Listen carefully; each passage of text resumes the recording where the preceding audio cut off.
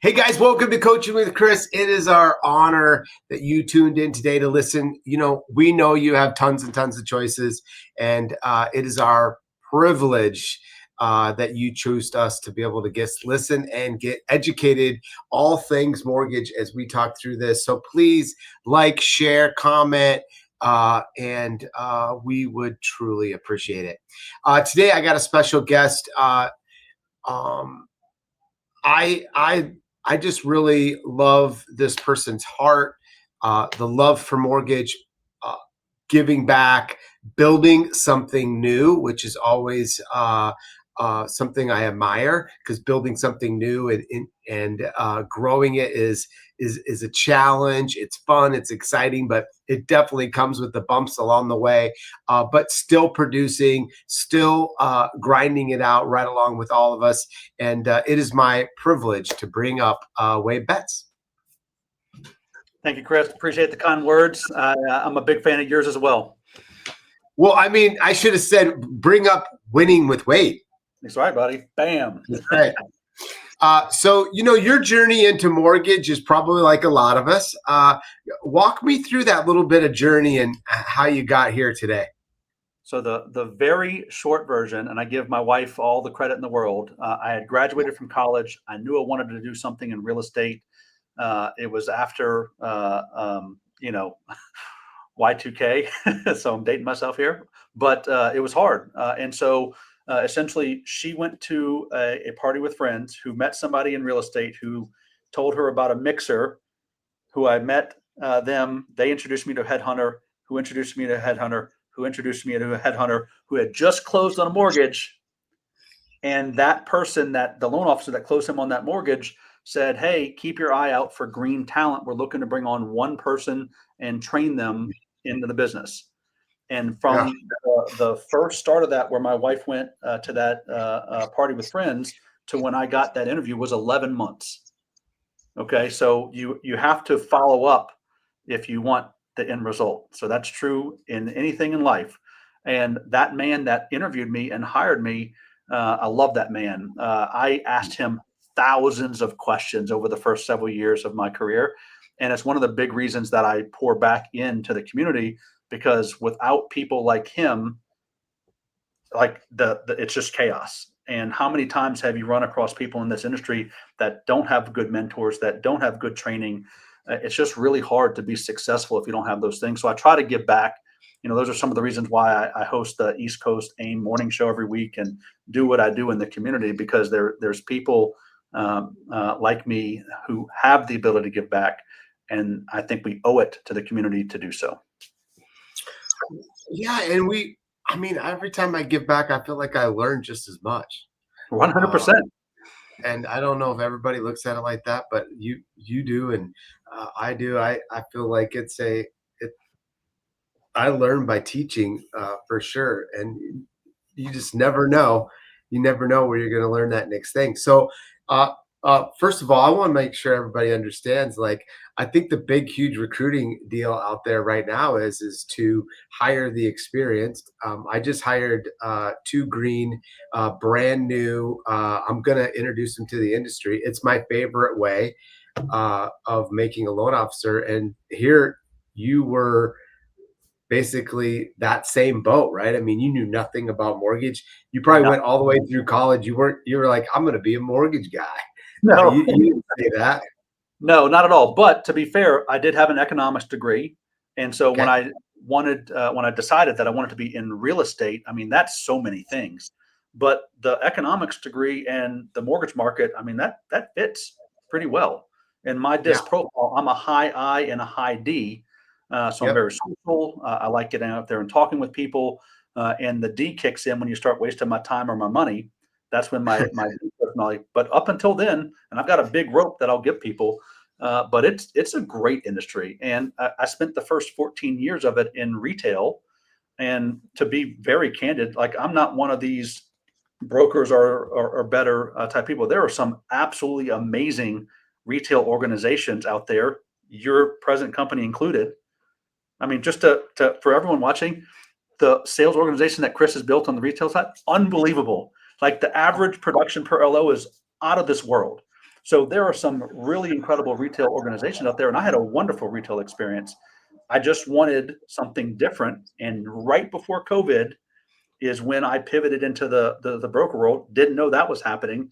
And then it became chaos. So I went from one CRM, one LOS, one servicing system, one set of guidelines, to now I'm getting 150 daily emails about rate sheet changes and COVID overlays. And it was hard. Overwhelming.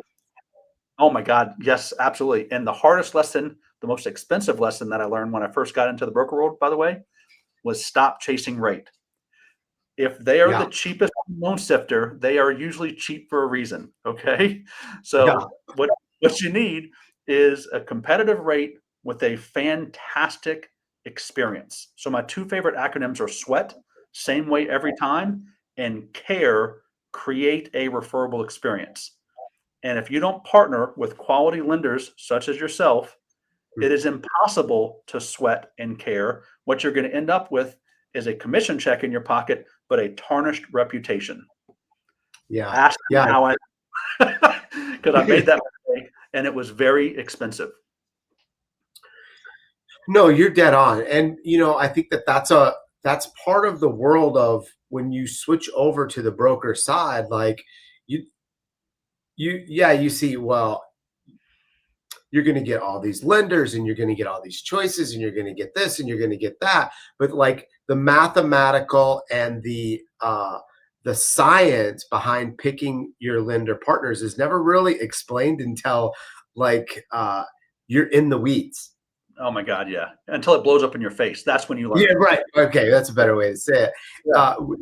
We could do a totally call just on strategy of lender picking. And when I was a broker, I had my. I think a lot of people talk about their top three, and I have Yeah. my top three, and I did it for a reason, which was if I needed something or needed to lean on, I had the ability to do that. As in, the big giant back then was Countrywide. Yeah. And there was no way Countrywide was listening to Little Tiny Chris. Nope. Little Tiny Chris couldn't figure out their software, so I'm too dumb.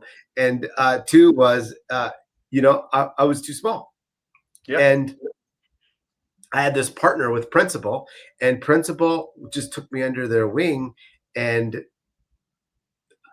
I couldn't leave that partnership because that was just it. Still to this day, we talk about those people that changed in our lives. But enough about me. Back to Wade. So you're in retail. You make this choice right during the start of COVID or whatever. You convert over and cut your teeth into the broker world. Tell me how you ended up at Empire. So actually, I originally joined Nexa. So I Yeah, had a great run there. I was their number two producer for the 3 years I was there. Very early on in the Axon um, being in existence, my sure. quarterback actually came to me and was like, "Hey, Wade, like, do you want to have an Axon branch?" And I'm, I don't know what I don't know. So literally, I was like, I don't know. Like, do I? He goes, yeah, you definitely do. Because I had good volume, guys. Like I was doing 50 million a year. My career average, I'm about to hit my 20-year mark. Like my career average is like 37 million a year over Okay. across that entire 20 Right. year. That's not like the best year. Like that's the average all the way through all these years. Yeah, Okay, I get it. best year was 101 million. Let me come back to that story because it has a sad ending that has a rebirth from Okay. there. All right. Um, but Mike was like, "Hey, do you want this?" I'm like, "What? You tell me." He's like, "Yeah, you really do." And guys, like my favorite model, just so we're crystal clear, is a broker shop that has a correspondent arm. And so I was in that Axon platform for a while. That's led by Michael Neal. Michael, love you, buddy, if you're seeing this. But that was an amazing opportunity for me. And frankly, it led me to Empire because essentially I left Axon to join Empire to head up their correspondent lending department. And it's a lot of work. Anyone who's Yeah. heading up the correspondent department knows it's a lot of work. But man, is it awesome! I love the flexibility it gives me. I get all of the benefits of being a broker with all of the benefits of being a lender, which they exist. So it is my preferred model. Not knocking anybody that chooses to go a different path, because there's so many different ways to exist in this business. That's just my Yes. preferred model, and that's the path that I've gone down. Yeah, I mean, I talked to brokers. One time I did a breakout session and a debate uh, it, with a bunch of brokers and correspondent lenders in a room, and in the moment I was like, how do I get myself out of this? Like, I really just don't. It was like, no, we don't do it because of this. No, yes, you do, because this is what it is. Like, it was this big, huge debate. It was super healthy, but I love correspondent because of the ability to be able to close a loan in your name, the fruits that come with that, the elimination of borrower paid, the controlled margin for the loan officer, but also for the company. Is there risks? Yep. Yep. Yeah. Just like anything in life, benefits come with risk and risks come with benefits. And there are, but it is by far, I think, uh, the best stage, especially, even just watching your company and your company growth and how you've grown in correspondent lending. I think it is a great tool. Plus, also great tool to recruit retail loan officers. 100%. They're used to that type of model. And if only there was a lender that had a bank backing that has these awesome warehouse lines that we could also sign up with. So Yeah. shout out to Plains as well. But it's my preferred model to exist. But I'm not knocking it. Like, I was a broker for years. I still broker loans to this day, obviously. But if given a choice of correspondent versus broker, I'm going to choose correspondent because I think it gives me the highest chance possible to successfully close that loan. Yeah. And I think that, you're a P&L base, LO branch, et cetera.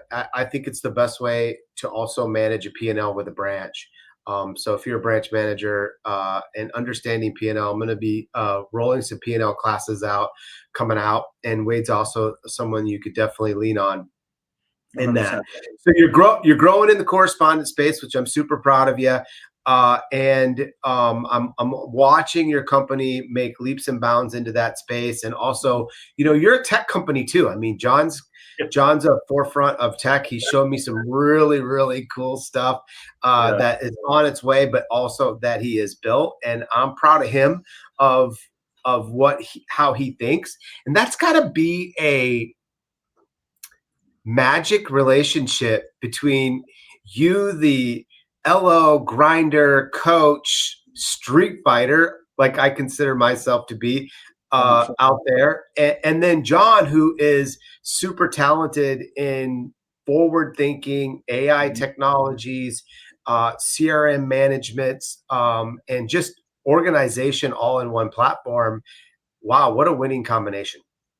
It really is. I mean, he's got a big picture visionary mind. Um, I'm not privy to share some of the things that we have cooking, but we'll just say that the future is quite bright, and I think that the rest of the industry will soon learn what he's got cooking, because it's awesome. I think there's going to be a lot of people in the industry that's going to want what he is making. And I'm just going to put a prediction out there. I've seen some peekaboos, and I think that's pretty cool. You've been coached. Oh my and God! Yeah. and you know me. I'm highly passionate about that because it made a difference in my life. I know it's made a difference in your life. Tell me your coaching story. Okay, so that's a good teaser. So remember back a little bit while ago, I said my best year ever was 101 million, and there's Yeah, yeah. a story behind that. Well, that was in 2012. I'm going to tell you right now, Chris, when you close over 100 million, I don't care how humble you are, you get ego. And Mm. I'm going to tell the audience right here, there's no place for ego in mortgages. All right. But I'm just being truthful here. I closed 101 million. I thought I was hot shit. I was 89th in the country in units that year. And remember, this is post financial crisis. So there's no jumbo money out there. I did like 530 units of just Well, the Freddie. conforming limit was 417. Yes, it was. Yes, it was. So I did over 500 units that year of just Freddie, Fannie, Ginnie. like no jumbos, no non-QM. That wasn't a thing. So just regular, boring, vanilla loans, and I crushed it. And then the very next year, I followed it up with a $69 million year, which still sounds amazing, except Chris, I had 55 million of that closed by July. So I completely limped across the finish line that year. Right then, middle of the year, rates increased 1.5% over like a 3-week period, and it's like the Mhm. spigot just turned off. And then, Mhm. I rather arrogantly thought to myself, it's okay. I'm on pace for $40 million in purchase production the next year. I guess that's okay. Nope. 20 million. So 101 to 69 to 20. My wife was pissed. Okay. She was not happy. And so, what are your two options when you get exposed? Because the tide went out. My business got exposed. I did not like it. I thought I had a better business than I did, but the market made me look good. So, my options were to do nothing, the Mhm. ostrich approach, because that always works out so well, Yes. or Yes. hire a coach and get back to work and start grinding. And so that's what I did. So I joined the core training. I know you are a product of core training as well. Mhm. At the time, because this is What almost year was this, Wade, now? 14? it was 11 years ago. It was 15, January of 2015. So that was back when they would literally just mail you the CD, you listen The to it, CD? and it's up to you to implement it. So remember that mentor that hired me into the business? Okay, so Yeah. I've been in the business for a long time at that point. So I Mhm. literally called him up. I'm like, hey man, I'm going to do this coaching thing. They have this document called a greatness tracker. I'm going to do it. Can I send it to you every Monday and you poke holes in my business? He's like, absolutely. And Chris, we did that for 2 years of me sending it every single week and him picking apart my business. And then so in the core they have levels. So I was in that for 7 years. Level one, I went to level two, I went to level three, and then I went back down to level one. And Okay. and since then, I had a 1 year stint with Freedom Club, and then the last 3 years have been with Growth Only Coaching. Just to be clear, Growth Only Coaching is my favorite by far of all of that because it merges the old school analog business tactics that the core preaches, face-to-face meetings, talk tos, break breads, thank you cards, all the stuff, the basics that all of us should be doing as much as possible. But then Amir packages it with a modern loan advisor angle of building a personal brand, attracting Mhm. people to you, the whole bit. And throughout this entire time, I've done a greatness tracker. Now, Amir calls it a sales activity tracker, but it's the same thing. And just for dramatic effect, when I say I've done this every week of every year, look at all that. Look at that. Yeah. I mean, that is So awesome. I've never seen that done like that. That's the it's first time I almost ever seen it. it's almost 11 years of trackers. So this is Your so just eye like in there. yeah. So my leadership style is not, hey, do what I say. No, it's like, hey guys, I'm doing this. If you want a similar result, you should probably do it too. And it's not complicated. I mean, dude, it's just a sheet of paper. I keep it right next to me and I fill it out throughout the day. And then I do a Sunday evening routine where I Okay.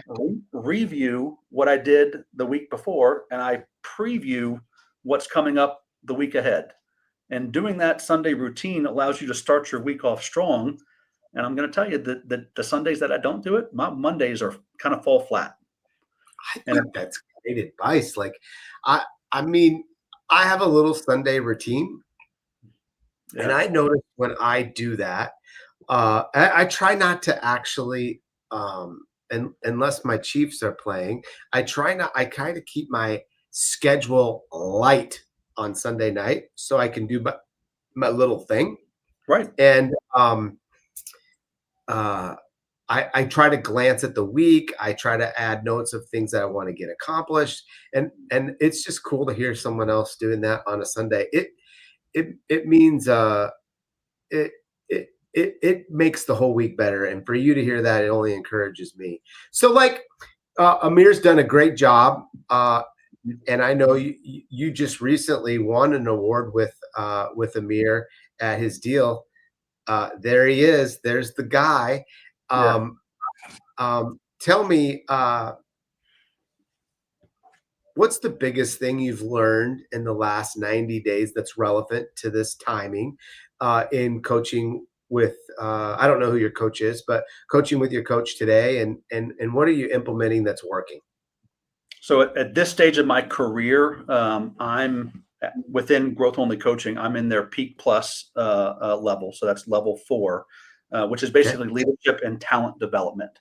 I'm a producing manager, and I want to say that I've got 46 loan officers that I lead here internally, and we're going to Okay. probably close 230 million this year, something around there. Wow. So my job, of course, is to train up the individuals that we have because I believe that we're campers. Excuse me, I said the wrong thing. I believe that we're climbers, not campers. So Right. I think in camp, you end up falling back down the mountain. That's a good saying. I'm writing that down. For those of you guys don't know me very good, I write everything in Sharpie, black Yeah, Sharpie. So climbers and campers, you're a climber. It's a great climb. saying, by the way. Yeah, we're climbers because you know the whole like the rent is due every day thing. Yeah, So, yeah, so we climb, and when I'm talking with loan officers, like, hey, what are your goals, Chris? A lot of them sandbag themselves, and it's like, oh no, how about here?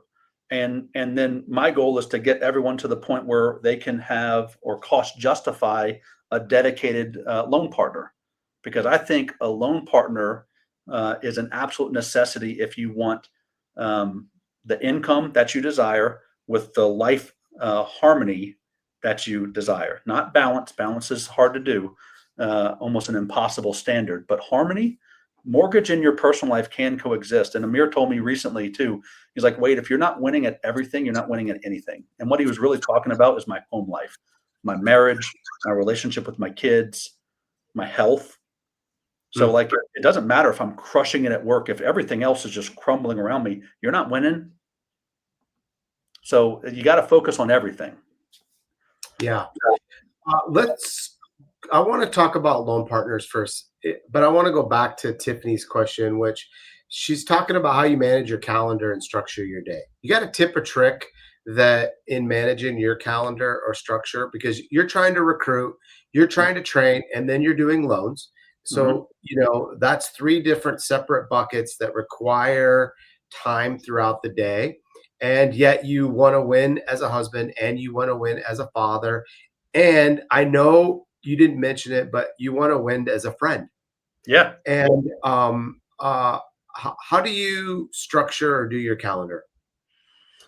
My life is incredibly boring, guys. Not as boring as most of you, but I'm really very structured. Mornings in particular. So my normal day is wake up at 4 a.m. Oh, I you're a hit 4 a.m.er. Well, I've got big health goals, so I've got to fit it in. So Okay. I wake up at 4 a.m. I hit snooze. It's a 9-minute snooze. My goal is to be on my treadmill by 4:09 when the alarm goes back off. So I get up, I get on my treadmill. I'll do 2 miles on my treadmill. Okay. I then leave and go work out. Either that's going to be a personal training session or a swim practice because I joined a master's team. Back in the day, Chris, I used to have cheekbones and I used to be Yeah. an all American swimmer. According to my kids, that was back when I peaked in high school. Okay. So Okay. that's what I'm doing at home these days. So I do some kind of exercise like that. And then when I come back, then it's morning routine. I'm getting ready for the What time day. you back? I am back 6:15, 6:30. Okay. Shower, get dressed. I mean, it's easy for me because I'm wearing a different color version of this shirt every single day. So Does it's your it's super. closet look like you got your polos and they're just Yeah, different colors? yeah. I usually keep a pile of them right next to me because I film so much video content that I just change the shirt whenever I want to change it up. So you ladies that are watching, I'm very sorry, y'all can't do that. It's a lot more challenging, but like literally just the same thing. Okay. So wake up the boys, feed them breakfast, just get the kids out to school, drop them off. Um, I'm back home a little after 8 o'clock in the morning. From 8 to 8:30 is my social selling. So I am doing a daily tweet. I share that tweet on Threads. I then pull that, I screen capture that tweet. I pull it into Instagram. I share that as a story to my Facebook and Instagram stories. I then take that screenshotted tweet, I take it over to a custom GPT that I built, and I create written content around that tweet. I run that written content through gptwatermark.com to remove the Hmm. watermarks. I then post that on Facebook on my personal page. I then turn around and schedule out a separate Facebook post. That separate Facebook post goes out to TikTok and Instagram. Yep. I then go over to LinkedIn and I post there daily as well. And then I engage. So all that. Oh, and then I look at my Facebook friends list and I see who's having birthdays, and I film a And you do your custom birthday. every day. Like just before we hopped on here is when I had time to do that today. But like every single day, I'm doing a custom video. It's 15 seconds. Hey, Yep. Chris, just wanted to shoot you a message to, hey, happy birthday. Hope you have an amazing day full of friends and family. Just remember you were older than yesterday, but younger than tomorrow. So happy birthday. Let me know if I could do anything, and let's stay in touch. Bye-bye. 15 Yep. seconds. So I do that. And then all of that, everything I just described, that's about 15 minutes of my 30 minutes. Okay. And then I spend the rest of the time, the rest of the 15 minutes engaging intentionally. I'm going to engage with stories, because some people are horizontal posters. They only Yep. post stories. And then I'm engage horizontally as well with the feed, because some people only post horizontally. So I'm commenting and engaging. I'm sliding into DMs. I'm sending messages. But 8:30 rolls around, I'm out, because I then lead for my branch a morning breakfast club every single day. We talk about the theme of the day. So the theme days. Every day has a different theme. Today's Tuesday that we're filming this. So we talked in detail about Tuesday updates, role played a little bit about what that looks like, answered any other questions that they have on scenarios. 9 o'clock rolls around, I'm out. I've got my team meeting with my personal production team. Hmm. We go over big rocks only. Like, I don't need to micromanage them. Right. So I'm telling them the big things on my schedule, like what's my availability for the day, kind of where are we month to date with leads, where are we with appointments booked for myself on a rolling 7-day time period. Those are my big rocks. And Okay. then we go to their big rocks. What's the most important thing for them? I then can delegate to them. Hmm. That's their opportunity to push back on me. Hey, Wade, you gave me these 10 things. I can only get 6 of them done. Which are more important? Do you want to reallocate? Like, that's their time to kind of push back, because if they don't, and I just give them all 10 and they don't say anything, I think all 10 are getting done. So Right. just to be clear, guys, if you delegate and you don't tell them specifically like when it's due, that's a leadership failure. Thumbs, not fingers. And the easiest thing to say is you rank it. So A pluses get done before noon, A's get done same day, B's get done by the end of the next day, C's get done in a rolling 1 week period. So you got to be specific when you're delegating, because I run my business off of the 4 Ds. I either do it myself, delegate, defer, or delete. Yes. Of the 4 Ds. You guys, I'm just going to say Wade impacted about an hour-long session in about 4 minutes. So rewind and watch that little section, and then grab the nuggets that you want to do to implement with inside your calendar. The most important thing that Wade talked about, which was A, delegating to the team, and B, permission for the team to give back feedback of what, if they sit there and stay silent, your expectations is it's getting done, but you Right. got to give permission for that to be able to work. Otherwise, I've watched that and not give permission for them to give that feedback back, and then becomes a little friction, and then you get mad and ticked, and the only one you should be ticked at is yourself, because you didn't give permission for the team to give you that back. So That's where you impacted a lot. Chris. You see my pineapple plushie? I said that's where pineapple moments happen. You see my pineapple plushie? I know you got a pineapple plushie. Yes, I do. Let's see. I'll get him here. Yep. That's my pineapple right there. Okay, so let's go back to one thing in that meetings. Are you running and managing your leads and your lead meeting at the same time with your pipeline and your processors, or are they two separate meetings? I know it can be done both ways, but how do you do it? It's the same meeting. So I'm very fortunate. I have a team captain that has worked with me for, I think we're going on our 15th year together.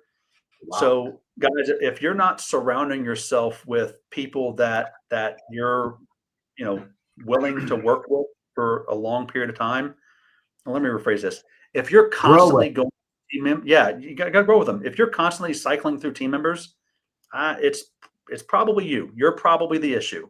So like I've Yeah. got multiple team members that have been with me over 10 years. And Wow. this is a piece of advice my dad gave me because he was self-employed as well. He said, son, like pay your people well and treat them well, and they will run through walls for you.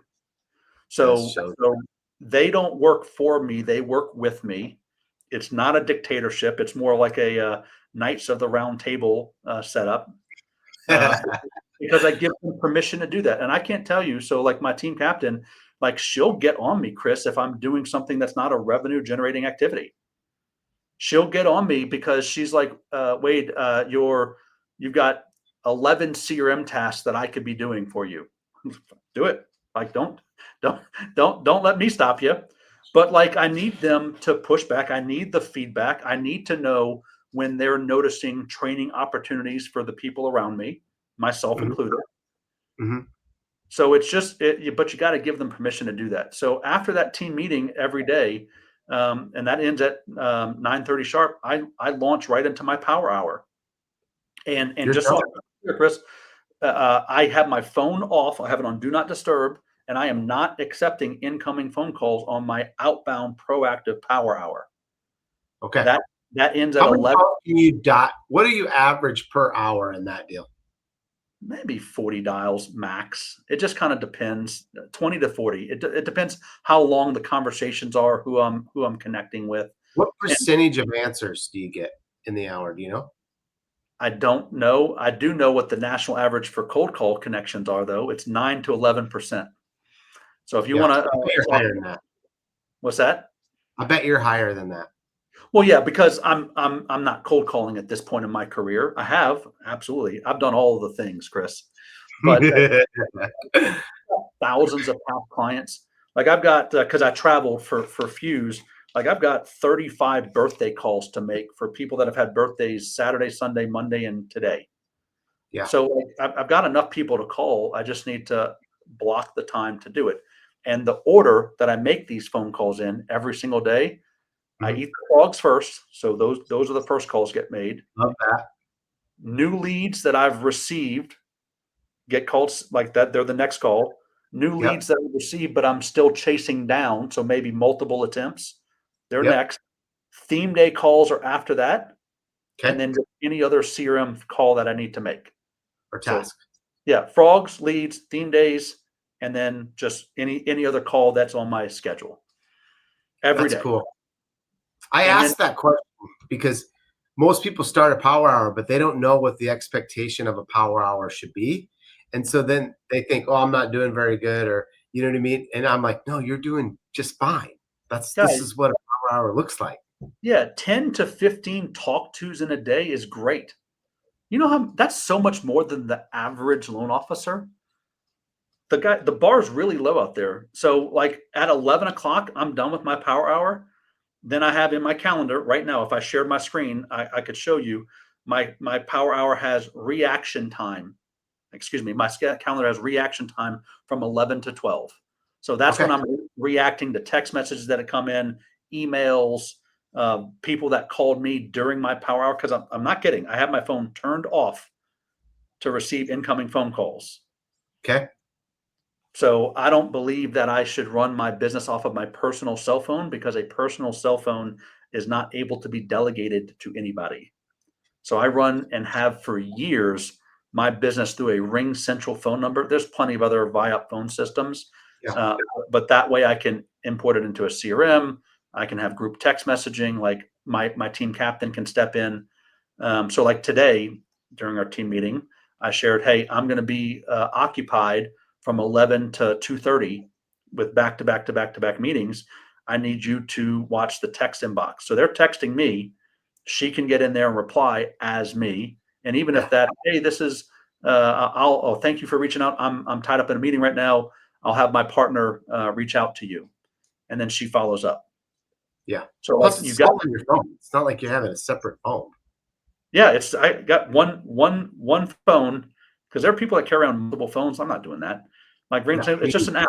I don't like You don't need anything to in my do it. pocket, first of all. Right. So that's my morning. So once that 12 o'clock noon hits, Chris, if I win by noon, so Todd Bookspan, win by noon. If I can Yeah. win by noon and get all my calls done before noon, that's a wonderful thing. And I do pretty good at that. My afternoons are usually what devolves into chaos. So I'm not sitting Right. here saying I'm perfect and nothing ever goes outside of my time block. That is not at all the case. But it's Right. my afternoons that I allow to be booked with other type of meetings, trainings, et cetera, et cetera. But my mornings, if I don't win the morning, I don't win the day. And never let a Yeah. bad day turn into a bad week. So you got to recover. Amen to that. Brad says, I think this is a great comment. Number one, wait, is your calendar the same every week? Pretty much. Like I'm incredibly boring, guys. Like one of my coaching assignments was to create a perfect week at a glance. And for those of you that have heard that phrase before, I would challenge you to make it a realistic week at a glance. Okay, Yeah. so like, yeah, realistic. So like, you got to have buffer times in there. You got to eat lunch. Like, I don't care if you're eating at your desk and you only need 15 minutes. Like, have it. So like, I've Yeah. got an Excel document, and actually, I keep it so my red folder. So I'm just gonna. So I've got my day at a glance here, Yep. and I've got a call sheet from my Right CRM there. right here. Yep. And then I've got my perfect week at a glance. And oh, look at that. It's all color coded and everything. So it is mapped out and it's not static. I adjust my perfect week at a glance pretty regularly because things change. Yeah. By the way, I wish I was trying to find mine. Your calendar, my calendar, we print them the same. Mine is right here. Yep. And then I always have the next day printed. Oh, do you? And so that if I'm making tweaks or changes, but Brad, I'm going to say the secret to stay following what Wade said several times is that if you want your calendar and you want to win and stay on track, boring wins every day. It's just not what everybody wants to do. But then Wade interjects his afternoon, which he admits that's where some chaos happens. But his morning, I feel, Wade, I don't want to put words in your mouth, so I'm just going to try this, is non-negotiable to most points. The afternoon has some negotiable points. 100%. Yeah, absolutely. Because like, you got to have your power hours on your schedule. You got to stick to it. Because if you're not making those calls, then your paycheck 90 days from now is going to suffer. Oh, it will. It will. Yeah. You know what I like about your calendar plan is that you've given yourself permission for the afternoon, but you've held yourself really accountable to be able to win the morning or win by noon. And awesome book, by the way. But then more importantly, this is an easier system to follow than to try to be perfect all day long, which is very hard. Perfection will set you up for failure and then you'll be disappointed. Don't chase perfect, guys. Just try to do a little bit better each and every week. So that whole sales activity tracker, and Chris, I know you coach to the same thing. I've been to Yeah. your sales meetings. All you're challenging your team to do is track your sales activity and then week after week just try to do just a little bit better. And if you're not happy with your results, and my wife tells me this all the time, she's like, Wade, you can control two things, your attitude and your effort. And the effort is what we track with the sales activity tracker. So don't come complain to me about results you're not getting from work you're not doing. If you come to me and you're asking for help and I say, well, show me what sales activity you've been doing and you've got nothing, how do I even know you're making the effort? So start with the effort. And if you have the effort, now it can be a coaching thing. What are you saying? How are you saying it? Who are you targeting? What's the cadence? But we got to start with the effort. So like track the sales activity. And so I'm practicing what I preach. And I share it with my team so they can kind of see everything that I'm doing. And I've got some 100%. That's one of the best things about your sales meetings is everyone sees what everyone else is doing. Peer pressure is a real thing. It's real. I try not to like use it as a beating stick, but at the same time, it's just like obvious in there. Wade, I think you're just making a difference. Check in. You're doing the Wednesday morning AIME calls, correct? East Coast. So Julie Yarbrough handles the West Coast call. I do the East Coast. So that's 5 a.m. Central Time for me, 6 a.m. East Coast time. And I do that every single week. So Wednesday. Every Wednesday morning without fail. If I want to listen to that, for people listening and they want to get connected in that, how do they get connected to hear that podcast? So every week, I'm posting on my personal Facebook page a link and a reminder. I'm sharing what I'm going to be talking about. And then it's posted multiple times per week in the Brokers Are Best Facebook group as well. Once you register, you can register for each Wednesday. There's 20 to 30 people that get up that early. It's 30 to 45 minutes or so each Wednesday morning. And I'm going over different topics. So like I've already mentioned, I'm coached by Growth Only Coaching at their highest level. I've got their entire elite coursework. I'm literally walking the audience through the same trainings that I pay thousands and thousands of dollars a month for. So all I'm asking you to do is show up and then commit to implementing 1, 2, or 3 things. And then over time, you'll see your business grow. So my favorite quote is, of course, that everyone's heard, Rome wasn't built in a day. But do you know what the second sentence of that is, Chris? Tell me. But they laid bricks every day. But they laid bricks. That's so true. They did. So lay your bricks every day and you'll build your empire. Yeah. Well, I think that's what I love about you the most. You put bricks down each and every day. You help, you invest in the industry. I just saw you at AIME FUSE, and watching you from the side was actually pretty fun. But thank you for all you do for this industry. Thank you for being on Coaching with Chris and sharing. I love speaking when you're speaking. And you guys got a big event coming up here this winter called MortgageCon. Tell us about that before I let you go. So that's actually going to be early February, and it's going to be in Universal Studios. I think we've got like Hogsmeade rented out and Diagon Alley. Like, it's really fun. It's like the Fuse conference, but with more of a vacation feel, with still amazing speakers both inside the industry and out. It's my favorite conference that I go to. So shout out for MortgageCon. Definitely check it out. It is a lot of fun.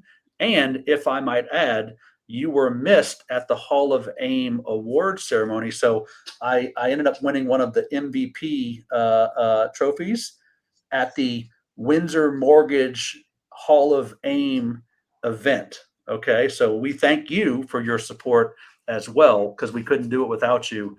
And it's just 2 guys trying to help support the industry. So I appreciate you. I'm Team Chris for sure. Thank you, Wade. Thanks for being on Coaching with Chris. We appreciate it. You want to get connected? Check out Winning with Wade. I know he would help you, or DM him. He would definitely answer your questions. Thanks, Wade. Have a great day. My pleasure.